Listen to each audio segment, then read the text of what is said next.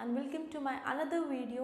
और आज की वीडियो में हम सॉल्व करने वाले हैं exercise 8.2 of class 10th NCERT chapter number 8। Start करते हैं।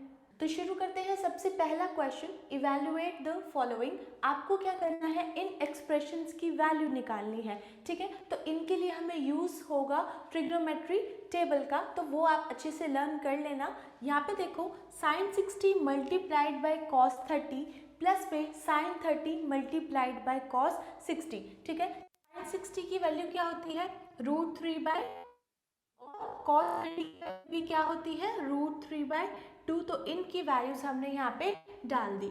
प्लस का sin 30 की जो वैल्यू होती है that is 1/2 and multiplied bye 1/2। ठीक है, ये पहली टर्म की वैल्यू डाली और ये दूसरी टर्म की वैल्यूज डाली। अब हमें करना है इनको सिंप्लीफाई।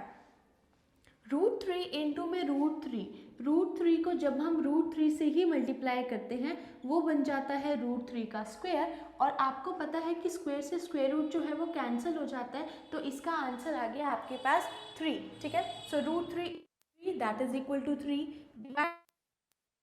दैट इज 4 प्लस में 1 इंटू 1 डिवाइडेड बाई 2 2 ज़ा 4 हो गया। ठीक है, फिर इनका एलसीएम ले लो, 4 इनका एलसीएम आ जाएगा, ऊपर आ जाएगा 3 प्लस में 1 दैट इज 4/4, तो ये कैंसिल होके आ गया 1 and this is the required value. तो ये था आपके पास इसका फर्स्ट पार्ट।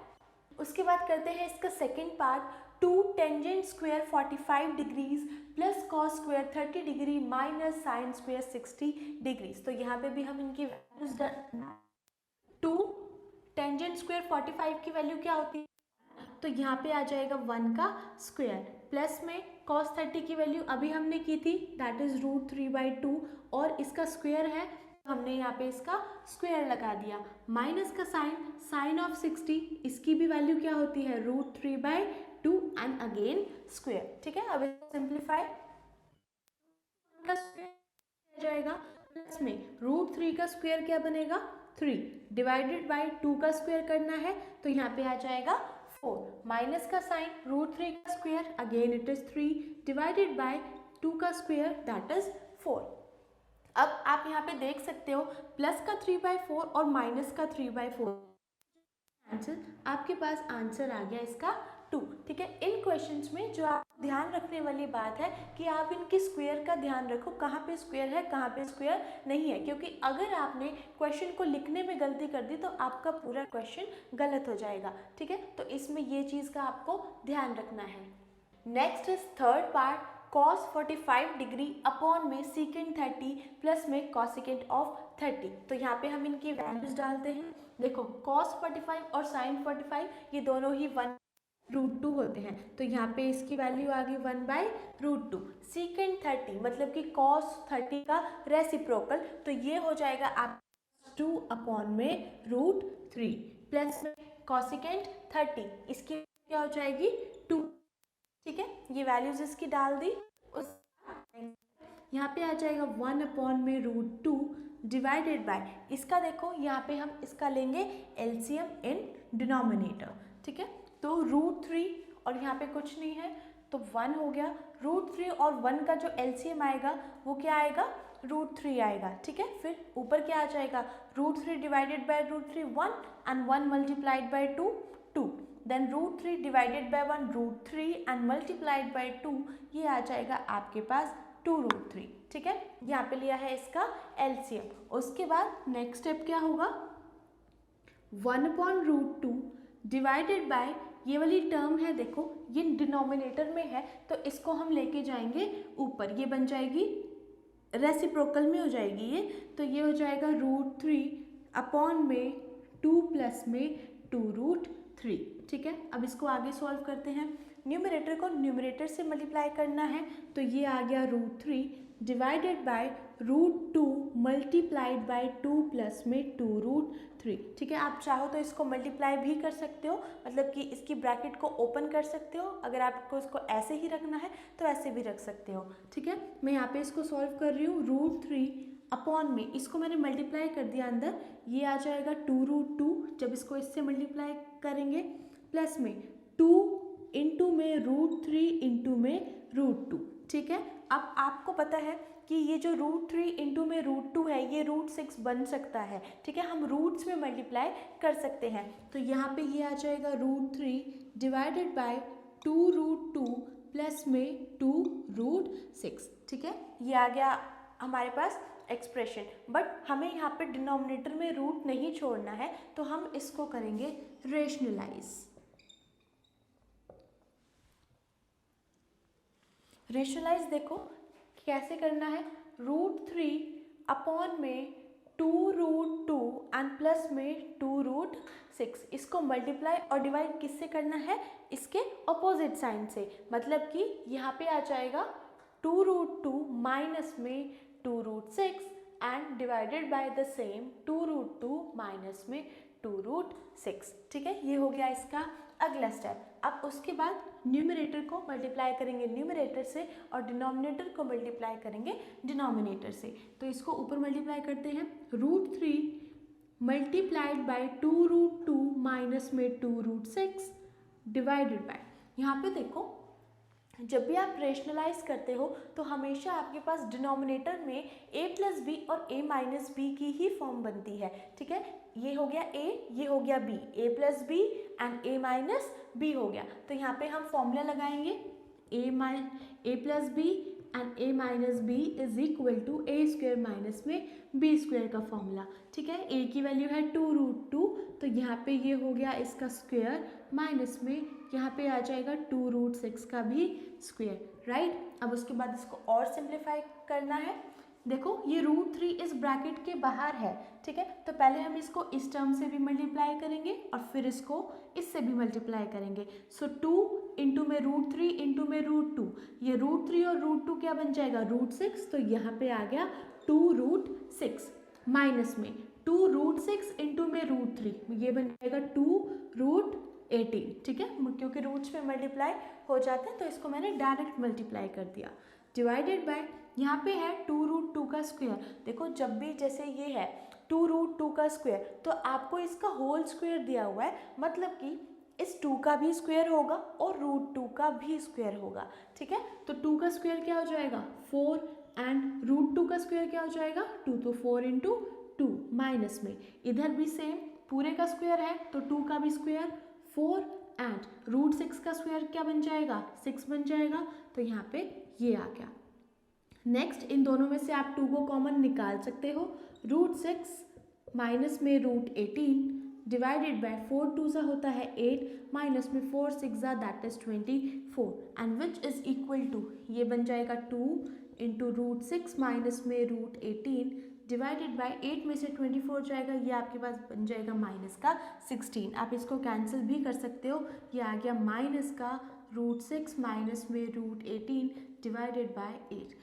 आप चाहो तो इसमें एक स्टेप को और ऐड कर सकते हो, जैसे ये बाहर माइनस का साइन है, ठीक है, तो अगर आपको इसको पॉजिटिव उसमें लिखना है तो आप अंदर के साइन चेंज कर दो, ये √18 माइनस में √6 बन जाएगा डिवाइडेड बाय 8, ठीक है, और अब आप इसकी प्राइम फैक्टराइजेशन कर सकते हो, जैसे यहाँ पे ये 18 है, सो 2 9 देन 3 एंड देन अगेन 1, तो इसको आप लिख सकते हो 3√2 एंड माइनस में ये रह जाएगा √6 divided by 8 and this is your required answer. ये था आपके पास इसका third question. The next one is fourth part, sin 30 plus में टेंजेंट 45 माइनस कॉसिकेंट 60 अपॉन में सेकेंड 30 प्लस कॉस 60 प्लस में कॉट 45 डिग्रीज, ठीक है, तो यहाँ पे इनकी वैल्यूज डालते हैं। साइन की वैल्यू क्या होती है 1/2 प्लस में टेंजेंट 45 दैट इज 1, ठीक है, माइनस में cosecant of 60 that is minus of 2 upon में √3 एंड डिवाइडेड बाय सेकेंड 30 की वैल्यू होती है 2 अपॉन में √3 plus cos 60 that is 1 upon में 2 एंड प्लस में cot 45 की वैल्यू भी क्या होती है 1 के इक्वल। सबकी वैल्यूज डाल दी, अब इसको सिंप्लीफाई करते हैं, एलसीएम से सॉल्व करेंगे इसको। न्यूमरेटर में एलसीएम लेते हैं, सबसे पहले यहाँ पे है लगा लेते हैं और इधर भी हम लगा लेते हैं 1, ठीक है। अब देखो 2 1 और √3 का एलसीएम क्या आएगा 2√3 ही आएगा, ठीक है, इनकी मल्टीप्लिकेशन। उसके बाद अगर हम इस पूरे एलसीएम को इस 2 से डिवाइड करेंगे तो हमारे पास बचेगा √3। तो जो बचता है उसको ऊपर वाले से मल्टीप्लाई करते हैं। सो √3 इंटू में 1 it will be equal to √3 plus में 2√3 divided by 1 it will be 2√3 and उसको 1 से मल्टीप्लाई करेंगे तो ये आ जाएगा 2√3 माइनस का 2√3 divided by √3 it will be equal to 2 and 2 multiplied by 2 ये हो जाएगा आपके पास 4। ठीक है, आपके एलसीएम के कॉन्सेप्ट जो है वो क्लियर होना बहुत ज़रूरी है इस चैप्टर के लिए। उसके बाद नीचे आ जाओ, √3, 2 और 1 इनका एलसीएम कितना हो जाएगा, सेम 2√3 बन जाएगा। उसके बाद इसको इससे डिवाइड करेंगे तो 2 बचेगा and 2 multiplied by 2 it will be equal to 4। Then 2√3 divided by 2 ये आपके पास बचेगा √3 एंड √3 इंटू में 1 ये इट विल बी √3 प्लस में इसको 1 से डिवाइड करेंगे तो 2√3 ही आएगा और उसको दोबारा 1 से मल्टीप्लाई करेंगे तो ये आ जाएगा 2√3। ठीक है, ये हो गया आपका एलसीएम का स्टेप। होपफुली आपको यहाँ तक क्लियर होगा। हमने क्या किया है, वैल्यूज डाली है और उसके बाद हमने लिया है इनका एलसीएम। ठीक है, अब फ्रैक्शन के नीचे आ गया फ्रैक्शन, तो आप इसको यहीं से डायरेक्ट कैंसिल कर सकते हो। काट दिया उसको। अब यहाँ पे नेक्स्ट है √3 प्लस में 2√3 माइनस में 4 डिवाइडेड बाय 4 प्लस में √3 प्लस में 2√3 रह गया। ठीक है, इसको सिंप्लीफाई देखते हैं कैसे कर सकते हैं हम। यहाँ पे √3 है और ये भी √3 की टर्म है, तो दोनों में से √3 को ले लो कॉमन। इधर क्या बच जाएगा 1 प्लस इधर क्या बच जाएगा 2 माइनस का 4 डिवाइडेड बाय इधर है 4 प्लस में इन दोनों में से भी √3 को कॉमन लेंगे तो अंदर बचेगा 1 प्लस 2, ये 1 प्लस 2 3 एंड 3√3 बन गया ये। ठीक है, माइनस का 4 अपॉन में ये भी बनेगा 3√3 प्लस में 4। ठीक है, आसान ही है क्वेश्चन। अब इसके बाद डिनोमिनेटर में आपके पास अगेन रूट की टर्म है तो इसको भी हम करेंगे रेशनलाइज, ताकि हम यहाँ से डिनोमिनेटर से रूट को हटा सकें। तो ये हो जाएगा 3√3 माइनस में 4 अपॉन में 3√3 प्लस में 4 मल्टीप्लाइड बाय, किससे मल्टीप्लाई करेंगे इसको, इसके ऑपोजिट साइड से, मतलब कि 3√3 माइनस में 4 से। ठीक है, 3√3 माइनस में 4 से ही मल्टीप्लाई किया और 3√3 माइनस में 4 से ही इसको डिवाइड करेंगे। अब न्यूमरेटर को न्यूमरेटर से मल्टीप्लाई और डिनोमिनेटर को डिनोमिनेटर से मल्टीप्लाई। देखो यहाँ पे 3√3 माइनस में 4 और 3√3 माइनस में 4, मतलब कि ये क्या बन जाएगा, जब हम इसको इससे मल्टीप्लाई करेंगे 3√3 माइनस में 4 और इसका बन जाएगा स्क्वायर। ठीक है, a माइनस में b का होल स्क्वायर बन जाएगा और नीचे a plus b and a minus b, तो यहाँ पे आ जाएगा a का स्क्वायर और माइनस में b का स्क्वायर। ठीक है, यहाँ तक तो हो गया। उसके बाद नेक्स्ट स्टेप देखो, 3√3 माइनस में 4 का होल स्क्वायर है तो यहाँ पे हम यूज़ कर सकते हैं a माइनस में b का स्क्वायर और इसको हम सिंप्लीफाई करेंगे। इसमें लगाओ ये वाली आइडेंटिटी, क्या होती है, a माइनस में b का square that is a square plus b square minus of 2ab। इसमें लगाएंगे तो 3√3 का स्क्वायर आएगा क्योंकि ये a है। उसके बाद प्लस में b का स्क्वायर मतलब कि प्लस में 4 का स्क्वायर माइनस में 2 इंटू a इंटू b मतलब 2 into 3√3 and multiplied bye 4 and divided by 3√3 का होल स्क्वायर करना है आपको। तो 3√3 का होल स्क्वायर का मतलब है कि 3 का भी स्क्वायर करना है और √3 का भी स्क्वायर करना है। तो 3 का स्क्वायर क्या बन जाएगा 9 और √3 का स्क्वायर क्या बन जाएगा 3, क्योंकि स्क्वायर से स्क्वायर रूट कट जाएगा। माइनस का 4 का स्क्वायर क्या बन जाएगा 16 आ जाएगा। अब करते हैं इसको और सॉल्व। 3√3 का स्क्वायर मतलब कि अभी जो हमने यहाँ पे किया 3 का भी स्क्वायर 9 और √3 का स्क्वायर कितना बन जाएगा 3 बन जाएगा, प्लस में 4 का स्क्वायर क्या होता है 16 माइनस 2 इंटू 3 6 एंड 6 इंटू में 4 दैट इज 24। ये आ गया आपके पास 24√3 एंड डिवाइडेड बाय 9 3 होता है 27 माइनस में 16। ठीक है, उसके बाद 9 3 दैट इज 27 प्लस में 16 माइनस में 24√3 डिवाइडेड बाय 27 में से 16 जाएगा तो ये कितना बच जाएगा 11. 27 plus 16 it will be equal to 43 minus में 24√3 divided by 11 and this is the required answer. इस क्वेश्चन में हमने क्या किया है, सबसे पहले हमने इनकी वैल्यू सब्स्टिट्यूट की है, फिर न्यूमरेटर और डिनोमिनेटर दोनों में हमने लिया है एलसीएम. यहाँ से ये टर्म होगी कैंसिल आउट, आपके पास न्यूमरेटर में बच गया ये वाली टर्म √3 + 2√3 माइनस में 4 और नीचे बच गया ये वाला. ठीक है, अब उसके बाद हमने किया है इसको सिंप्लीफाई. 1√3 प्लस में 2√3 that is equal to 3√3 minus में 4 और नीचे भी ये दोनों मिला के बनता है 3√3 प्लस में 4. ठीक है, फिर डिनोमिनेटर में आपके पास था रूट, तो डिनोमिनेटर में रूट को अवॉइड करने के लिए हमने यहाँ पे किया है इसको रेशनलाइज. रेशनलाइज का मतलब होता है मल्टीप्लाई और डिवाइड करना with the opposite sign of denominator. Right, so यहाँ पे 3√3 माइनस में 4 से मल्टीप्लाई भी कर दिया और इसको डिवाइड भी कर दिया. ऊपर क्या बन जाएगा 3√3 माइनस में 4 का स्क्वायर, क्योंकि न्यूमरेटर को न्यूमरेटर से मल्टीप्लाई करते हैं और डिनोमिनेटर को डिनोमिनेटर से मल्टीप्लाई करते हैं. ठीक है, उसके बाद यहाँ पे लगाया है a माइनस में b का होल स्क्वायर और नीचे वाली टर्म को हमने सिंप्लीफाई किया है and this is the required answer. तो ये था इसका 4th part. The next one is 5th part. 5 cos square 60 plus 4 secant square 30 degrees minus में tangent square 45 upon sin square 30 plus cos square 30. अब यहाँ पे डालते हैं इसमें, देखो फर्स्ट 5 इंटू में cos square 60 डिग्रीज है तो मतलब कि 5 एंड मल्टीप्लाइड बाय cos 60 की वैल्यू क्या होती है 1/2 और इसका है स्क्वायर. ठीक है, ये हो गया.